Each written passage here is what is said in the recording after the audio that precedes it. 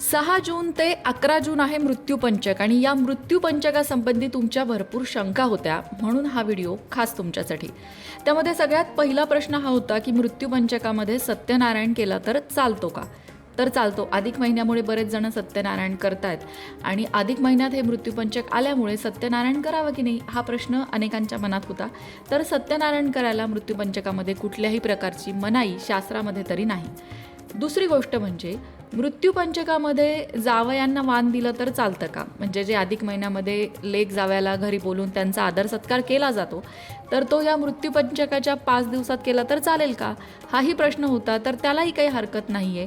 त्यालाही शास्त्रामध्ये कुठल्याही प्रकारची मनाई करण्यात आलेली नाही. तुम्ही तुमच्या लेक जावयाला या दिवसांमध्ये घरी बोलवू शकता आणि त्यांना आदर सत्कार करू शकता किंवा जेवायला घालू शकता. जी तुमची पद्धत असेल त्याप्रमाणे करू शकता. पण मग मृत्यूपंचकामध्ये काय करू नये हा महत्त्वाचा प्रश्न आहेच. तर अनेक कार्य निषिद्ध मानली गेलेली आहेत मृत्यूपंचकामध्ये. खास करून दक्षिण दिशेकडे प्रवास करणं हे वर्जित मानलं गेलं आहे, किंवा कोणत्याही प्रकारच्या लाकडाची खरेदी करणं किंवा घराच्या छताची दुरुस्ती करणं किंवा नवीन बांधकाम करणं या गोष्टी करू नये असं सांगितलेलं आहे. त्याचबरोबर कोणत्याही प्रकारच्या इंधनाचा साठा करून ठेवू नये अशी सुद्धा मान्यता आहे. पंचक हे सगळ्या कार्यांसाठी अशुभ नसतं बरं का. काही कार्यांसाठी पंचक शुभसुद्धा मानलं जातं. म्हणजे या काळामध्ये, पंचक काळामध्ये तुम्ही मुंडन करणं किंवा साखरपुडा करणं किंवा विवाह करणं यासारखी कार्य शुभ मानली जाऊ शकतात. पण आता अधिक महिना आहे आणि अधिक महिन्यात तसंही विवाहाचे मुहूर्तच नसतात, त्यामुळे तो विषय संपला. पण इतर कार्य तुम्ही करू शकता. आपल्या एका व्ह्युअरचाच प्रश्न होता की पंचक, आता हे मृत्यूपंचक अधिक महिन्यात जे आलं आहे, तर अधिक महिन्यामध्ये आईची ओटी भरली जाते, तर आईची ओटी भरली तर चालेल का? तर चालते. त्याला कुठल्याही प्रकारची शास्त्रात मनाई नाही. पंचक काळामध्ये घरात वाढलेली झाडं कापता येतात का असाही एक प्रश्न होता आणि त्याचं उत्तर आहे की पंचक काळामध्ये शक्यतो घर दुरुस्तीची कामं करत नाहीत किंवा लाकूड विकतही घेत नाहीत. तसंच हे 4-5 दिवस झाडं कापायचं काम जरा तुम्ही थांबवू शकता. 11 तारखेनंतर करू शकता. म्हणजे थोडक्यात काय, तर या पंचक काळामध्ये लाकडाशी संबंधित जे काम आहे ते टाळलेलं बरं. आता जर कुणाला अर्जन्सीच असेल की करणंच गरजेचं आहे, तर अशा केसमध्ये किंवा अशा प्रकारामध्ये तुम्ही एखाद्या चांगल्या गुरुजींना विचारू शकता आणि त्यावर शास्त्रात काही उपाय आहे का हे सुद्धा तुम्हाला त्यांच्याकडनं कळेल. पण जर टाळता येत असतील कामं तर टाळलेलीच बरी. बर्थडे सेलिब्रेशन करू शकतो का पंचक काळात?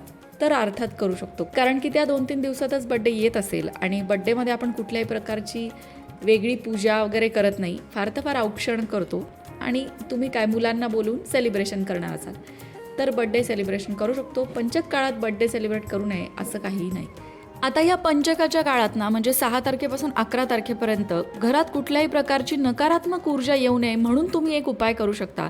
तो म्हणजे एका लाल वस्त्रामध्ये एक लाल रुमाल घ्यायचा, त्याच्यामध्ये काळे तीळ टाकायचे आणि ते काळे तीळ त्या रुमालात बांधून तुम्ही घराच्या बाहेर लटकवू शकता 5 दिवस आणि नंतर ते पाण्यामध्ये प्रवाहित करू शकता. यामुळे घरात कुठल्याही प्रकारची नकारात्मक ऊर्जा प्रवेश करत नाही, कारण काळे तीळ हे नकारात्मक ऊर्जा शोषून घेतात असं मानलं जातं. हा एक साधा सोपा उपाय आहे जो कुणीही करू शकतं. पंचक काळात मृत्यू होणं शुभ मानलं जात नाही असा शास्त्रामध्ये उल्लेख आहे आणि पंचक काळात जर मृत्यू झाला तर पंचक शांती हा विधी करावा लागतो. काही वेगळे विधी सांगितले जातात, अंत्यसंस्काराच्या वेळीसुद्धा ते करावे लागतात. याबद्दल तुम्ही तज्ज्ञ गुरुजींकडनं माहिती घेऊ शकता. पण एक अंदाज तुम्हाला या व्हिडिओवरनं आला असेल की पंचक काळामध्ये काय केलेलं चालतं आणि काय केलेलं चालत नाही. आता जर तुमचा मूळ प्रश्न असा असेल ना की हे पंचक नक्की असतं काय बाबा, ते आम्हाला आधी सांगा, आम्हाला याबद्दलच माहिती नाही की पंचक काय भानगड आहे, तर त्याचं साधं सोपं उत्तर आहे की पंचक हा असा कालावधी आहे जेव्हा चंद्र काही विशिष्ट नक्षत्रांमधून प्रवेश करतो.